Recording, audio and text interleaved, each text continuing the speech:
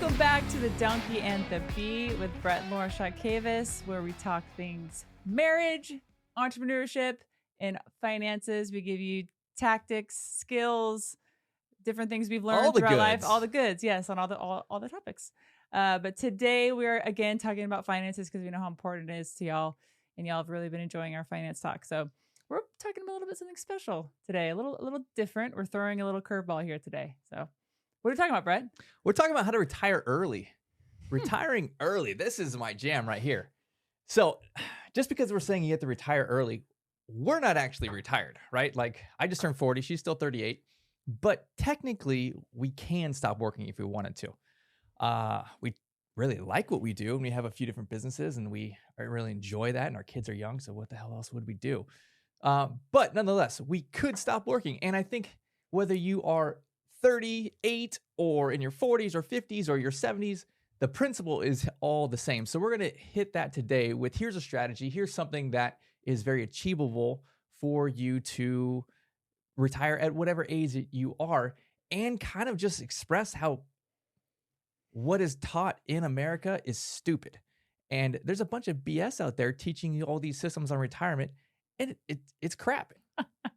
Oh, man. All right. So obviously, you know how Brett feels about retirement and what's being taught now. So he made that definitely clear. But he actually made it clear earlier this week when he read something.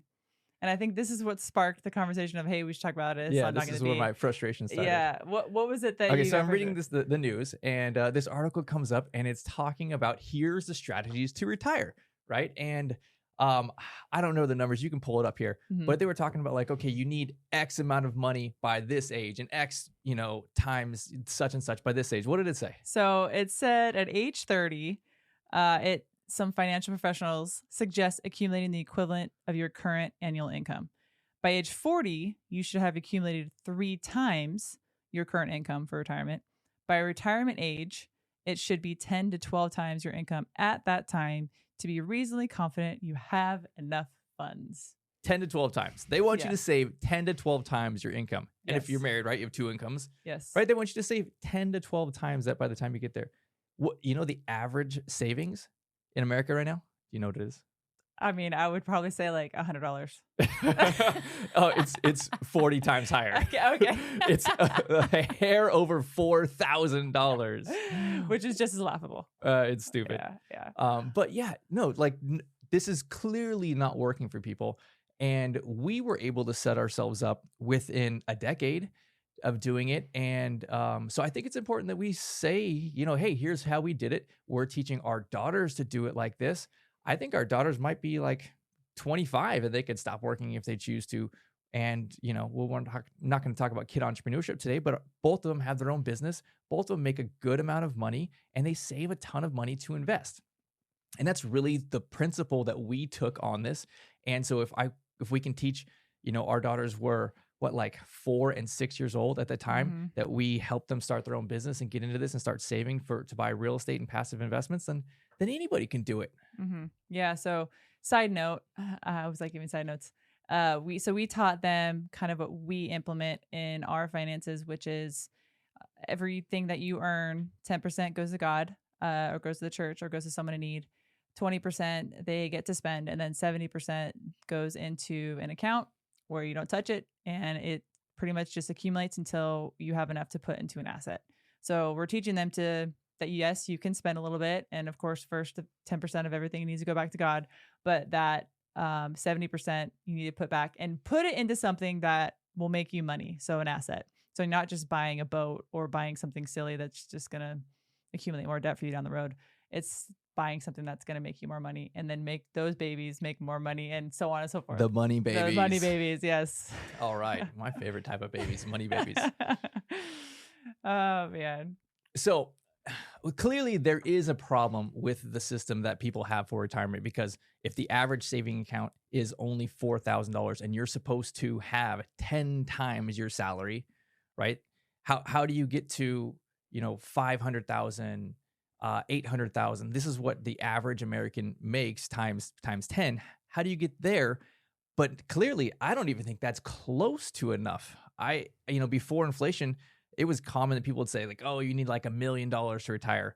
And $1 million now doesn't go anywhere, right? Now Mhm. people are saying, oh, you need to be a multimillionaire to retire. And if you did go this way of, I'm going to save all this money and then spend 4% a year after retirement and work that all the way down to the day that I die, then yeah, you probably do need a couple $1 million. But clearly that's not working. That is a system that is broken because people have an average savings of $4,000, nowhere near enough for any of this kind of stuff. And I think that we have a very unique perspective on this because we own an assisted living and memory care. And we literally take care of people the last several years of life and the most expensive years of life, especially because these residents and these grandmas and grandpas, they have dementia. And, we see the back end of how long you can live.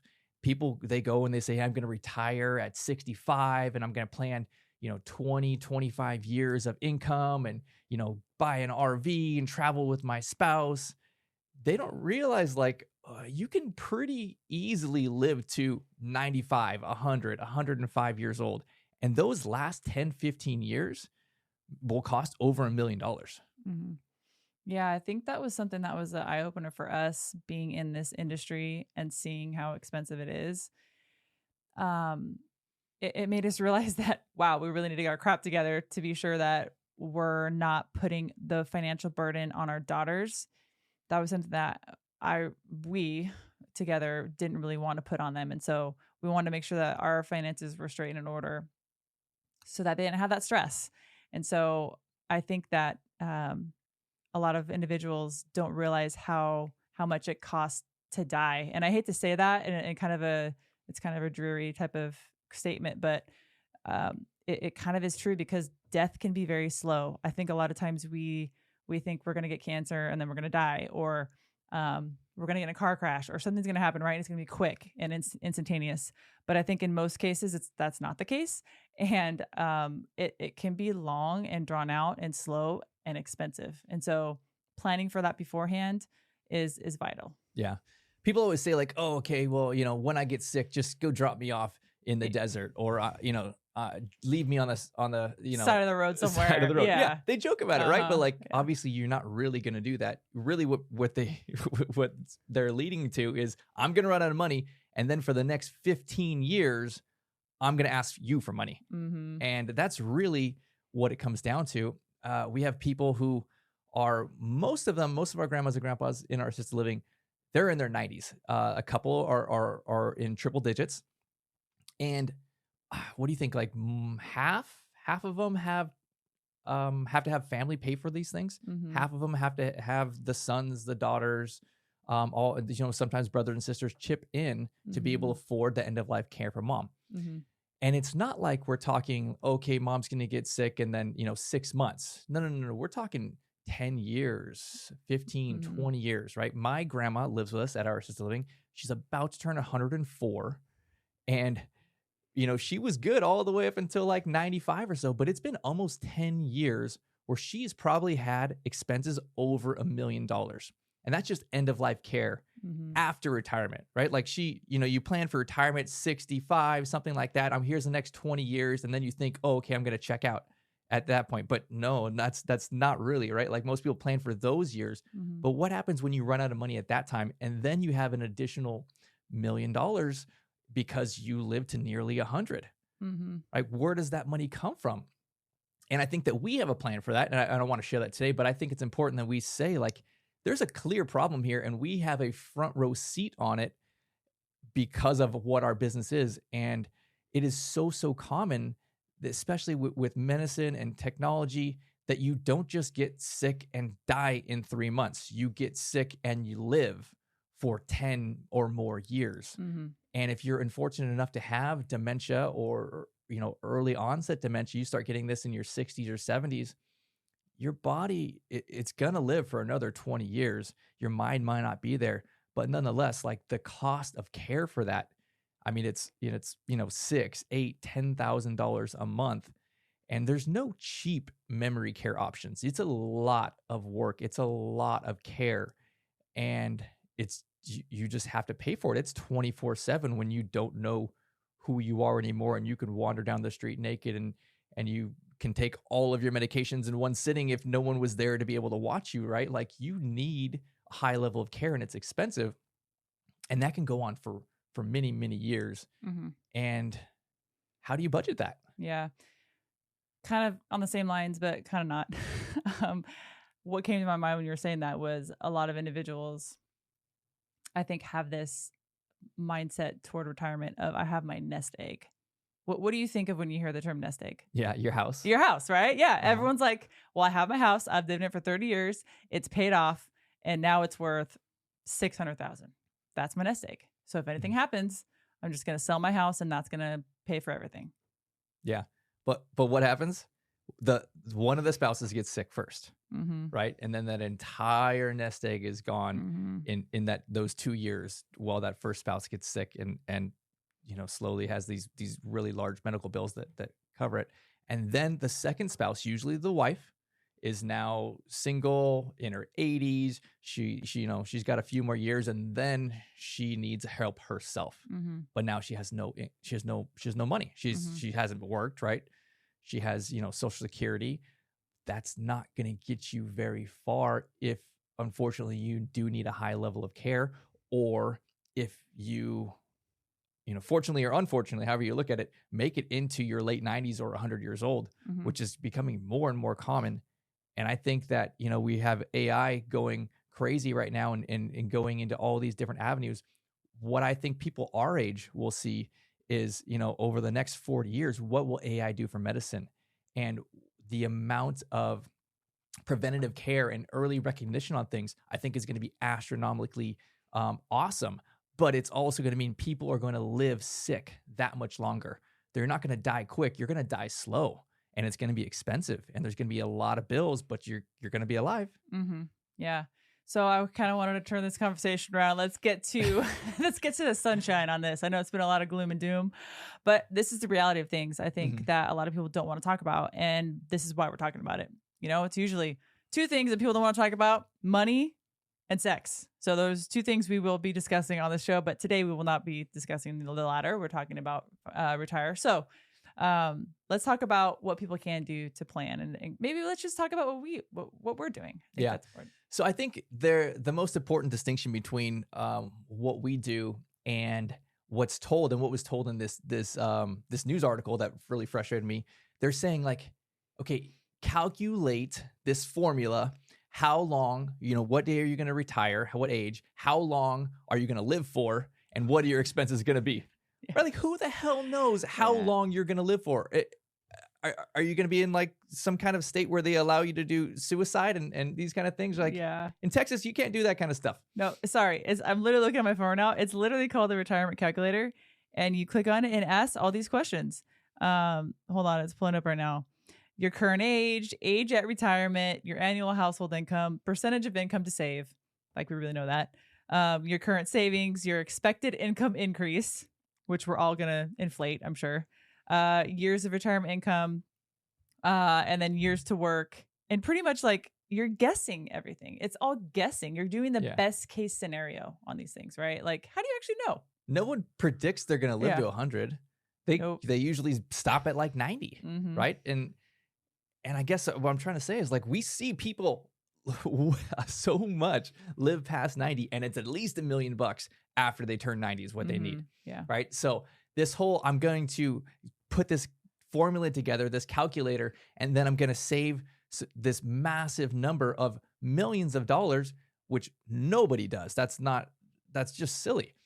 And it's not really attainable for most people. So when you look at it from that perspective of, what do I need for the rest of my life? Here is every bill I need to budget in for the next 40 years, right? Like, what does that look like? Okay, I'm going to spend 1.5 million over the next 40 years. Like, who can really calculate that? Why would you calculate your bills for the rest of your life? A lifetime bill. Like, I'm not going to look at my water and my electric and say, okay, 12 months times 40. Okay, I should spend about 38,000 on electricity by the time I die. That's stupid, right? Like, no one calculates a lifetime of expenses.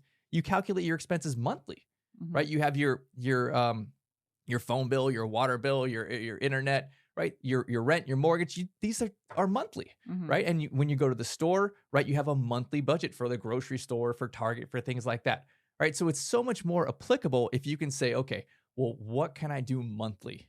And this is really the approach we took. Instead of saying, okay, we're 40 years old and 38, and we want to stop working by the time we're 50, and spend the next 40 years traveling or spending money.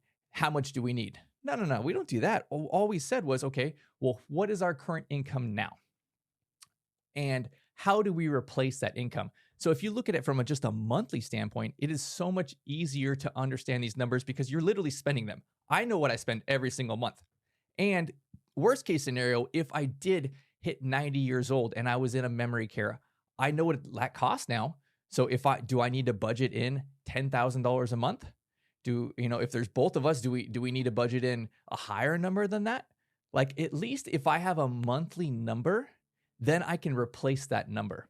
I can bring in every month that same amount of income in some kind of passive way. So I think that's really the approach we took. Instead of saying, okay, let me save $1.5 million and spend 4% of it every single year, that doesn't make sense to me. Let me say, okay, we're spending, if I want to save 10 grand a month, because in the future, maybe that's what we need, right? I'm maybe spending 7,000 or 6,000 or 5,000 now. Okay, what if I have that plus a cushion? Can we just replace our income instead of saving millions of dollars? Now, that's really the approach we took. And now if it leaves us at a spot where we did not put millions of dollars in the bank, but we bought some properties, and those properties happen to spit off monthly income. Every single month, we pay a mortgage and we get rent. And there's a difference between the two. And we got to a space where we are now hitting our number every single month with this income coming in. Now it gives us the opportunity to say, okay, well, we can stop working or we can continue working. But regardless, we still have this money that comes in every single month. And if we chose to stop working, we are now replacing our income. We're not saving millions and then slowly spending it. So pretty much what you're saying in easy terms for someone to digest is sit down and look exactly how much you're spending or how much income or how much income that pretty much how much you're spending monthly. Uh-huh. And then go from there. Try to figure out a way to replace that. And in our case, we did it with real estate. You probably can do it in other avenues as well, but we're speaking from our experience. And so purchasing properties and replacing that income once you accumulate a certain amount of doors or homes, if you want to say it that way. Mm-hmm. So that's how you tell someone to calculate their retirement. Yeah. Okay. Because you know what you're spending, right? Mm-hmm. And even if you say, okay, well, I'm only, in my 40s now or my 50s now, right? But I'm not going to retire for, 10 or 20 years. And what if I get sick? What if my expenses are higher? Like, usually as you get older into the retirement age, you spend less money, right? You're less active, you're doing less things. And if you have kids in the house now, you're definitely going to be spending less money after your kids move out. But if that's the case, then you want to have an extra cushion there. You want to have extra padding for if you do get sick and things like that. You could set that bar a little higher, right? If you're spending $5,000 a month, okay, then let's set a goal for $6,500 a month. How do I get to $6,500 a month? How many pieces of real estate, now that was our strategy, do we need to spit off $6,500? Now, I think the other thing is it can be a long-term play, because if you are 40 now and you were to retire in 25 years, and let's just say you want to bring on $10,000 a month because it's a nice round number.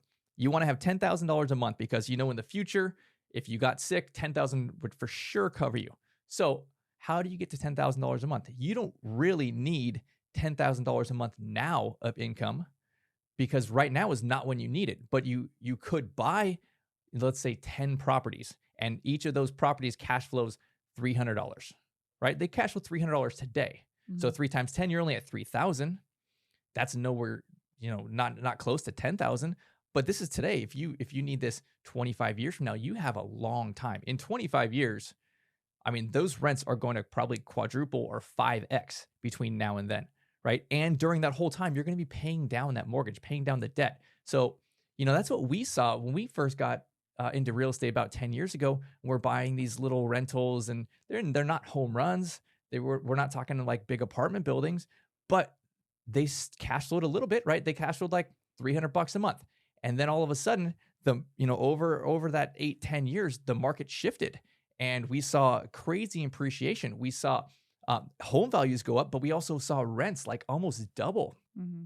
And now, we had that $300 a month back then 10 years ago. I mean, now it's like $1,000 a month because rents went high and the debt went lower.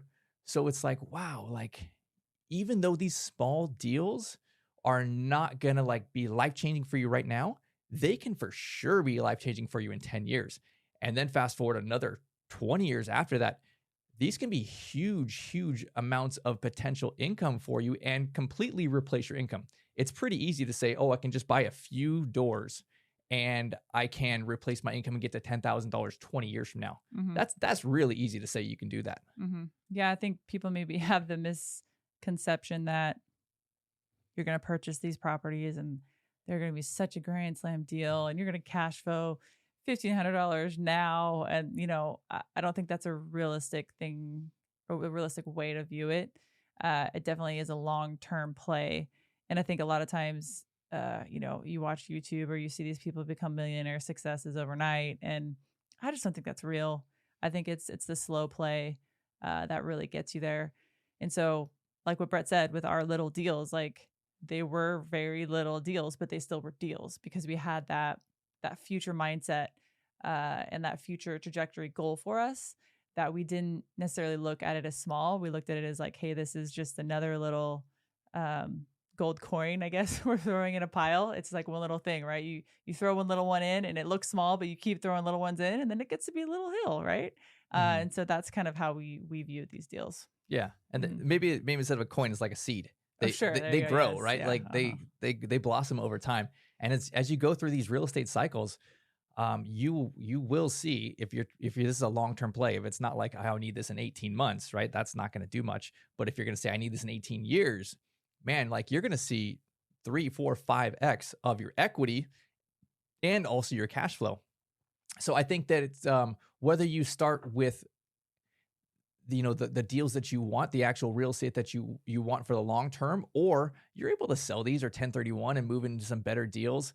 You can start where you're at, start where you're comfortable, right? We got started in California and then we moved to Texas, right? We still have those real estate there. I'm not going to keep them there. I'm not going to own those properties in 20 years. I might own them for another 3 years, but we'll move our real estate and we'll either move it to another type of deal, another type of industry. We're investing in assisted living now, but nonetheless, the principle is the same. I'm investing in real property and I'm investing in cash flow. Hmm. And cash flow and real estate, it will always go up in the long term. It will go down sometimes, right? We've seen a year ago, we've had a lot of values drop by 50 or 100 grand on some of these things, but nonetheless, the rents still kept going up. Hmm. So you'll see these fluctuations, but it's a long term play. Hmm. And if you come at it from that perspective of, okay, here's my retirement strategy, instead of calculating some random formula and guessing what day I'm going to die on, instead of trying to save millions of dollars, I'm just going to replace what I spend every single month. Because every single month we get multiple checks, electronic checks. And here's the cash flow, the difference between our mortgage and our rent payments. And now they've put us in a spot where from the same amount of doors that we started with a few years ago, they've grown like 5 times that with the cash flow. And so now it's like, okay, hey, we had this conversation, I don't know, a year or two ago. It was like, babe, do we want to have a different lifestyle here? Do we want to stop working? Do we want to sell our assisted living and take our kids and travel? Do we want to homeschool? Do we want to do these things? Because it gave us that position, that freedom to be able to do that. And you pretty clearly said, no, that sounds horrible. I'd be super bored. And what else would we do? We should keep going. But nonetheless, it put us in that conversation. It was nice to have that conversation. And it was really only because of a few small deals that grew and blossomed and became pretty medium-sized deals. And a few medium-sized deals can be life-changing. Yeah. I think that a lot of individuals are chasing the wrong thing. I think people have a mindset that I'm chasing retirement. Isn't that what most people are? That's why they're working, right? I'm going as quickly as I can and efficiently as I can to get to retirement. But like we said, no one really knows what that is, a number, right? Like as far as how much you need and what age that is. But I think it's the wrong thing to chase because I think that we're made to work. Like I think that once we stop working and we stop using our minds, I think that's when we start getting sick. And so the question that Brett, brought up a few years ago to us was like, do we want to stop working and just travel? And my first thought was like, yeah, that sounds terrible because what would I be doing with my mind? And I feel like I need to be helping people. I need to be doing something. I can't just be drinking margaritas on the beach. Like, yes, that's great for a few days, but after that, I'm like, okay, like I need to get back and do something. So I think that having a negative view toward work, I think a lot of people have. It's like, Sure. oh, I'm going Well, it's to because they hate their work. job. True. We Yeah. work for ourselves, Yes. That right? is very My true. boss is kind of mean. She's across from me. Yeah. Don't believe him. Okay. He's the one. He's the one that's hard to work with. But anyway, so I think it's always a negative thing. And I don't think it has to be a negative thing. I think your work can be very rewarding and be a blessing, not only to you, but to others. And so I think if you find that thing for you that also pays you well, like it's one of those things where like, if you love what you do, you won't work a day in your life. Like it's so overused and it's so cliche. And Yeah. I even hate to say it. I mean, but it is true. But I think that you need to look at it differently, not just chasing that retirement, not just chasing that number. Do those little deals. Find a little small rental and purchase it. And yeah, if you're only cashing flow a couple $100, like I think we look at it so negatively, like, oh, because you see on HGTV, these people are purchasing these houses and they're making all these money. And it's not reality, And so that's why we're here. We're here to drop the truth bomb of reality to everybody that it's not always what you see on TV and on YouTube and on Instagram and all the other things. Start small, start where you're at. You can even listen to our previous episode of House Hacking, kind of how we got started with purchasing properties and fixing them and selling them and such. So I think it's episode 4 if you want to check that out. But yeah, start where you are. Yeah. Well, you told me, hey, I don't want to stop working, right? That sounds terrible. But to have that option, safety net option, yeah. Mm-hmm. that confidence behind us, knowing that like, if we got sick or our kids got sick, if our kids got sick, we're for sure going to take however much time we need off, right? 6 months, 6 years, doesn't matter. We're going to take care of that. But there is a lot of confidence because of this. Now, again, it's not like there's millions of dollars in our bank account sitting there waiting for an emergency to happen, right? But there's still $10,000+ that comes in every single month from the cash flow from our doors. Don't leave millions of dollars in your bank account. Come on now. That's not the smartest way to do the money. Stupid. Put it into something that makes money. Sorry, I didn't mean to interrupt you. I had to say that. Okay. Well, okay. So having that confidence, having that safety net is one thing, and that's fantastic. The other thing that I wanted to hit was once you get to this point and you don't want to stop working because you're young or you want to keep going, you can work for free, or you can work for something that you really love doing. Right? Like you're made to work, like you said, and I agree with that, but it doesn't have to be for the man. It doesn't have to be your current job, right? If you don't like your job, then hit this goal, push on it really hard, get that cash flow, and then do something you love, right? I mean, I love this term. I want to work for free and income for nothing, meaning that every single month my income comes in. I'm not trading my time for it anymore. I'm incoming for nothing, and then I could work for free potentially. Right? Meaning like I could go help people. I could go serve somewhere. I could do something that makes a difference in my community. And I don't have to even have a paycheck. I don't need a paycheck, right? Zero salary for me. I want to work for free and I want to do something that makes a difference. And those two things together, right? Like that's a fantastic opportunity, but you can't get there with this stupid article, right? Like, come on, they're just telling people the wrong stuff. They're confusing people. And I think this was so simple for us. It took us a decade. We sacrificed for a decade. We pushed on it hard. And then it put us in a position to have this safety net behind us. When we do get old and we're ready to retire, that money is there because, okay, it's $10K now, but what's it going to be 20 years from now? It's going to be 20, 30K. And that's if we stopped buying properties. We're not going to stop buying properties. We don't spend that money. It just sits in an account until it gets big enough that we buy another property. So it's just going to keep building and building and building. And this is just a slow and steady path to financial freedom. The slow and steady wins the race. Is that the tortoise and the hare? Yeah, look at he's totally making some references to tortoise and the hare. I love it. Awesome. Well, What else do you have, Brett? Do you have anything else? That's it. All right, good. I thought we were pretty much done, but awesome. Well, we hope that you got some gold nuggets about retiring and kind of maybe even made you question some things that you think about retirement. And so if you have any questions, drop them in the comments below. Don't forget to subscribe to our channel as well. We'll be coming back weekly with all things marriage, entrepreneurship, and finances. Woo! All right. See you next time. See ya.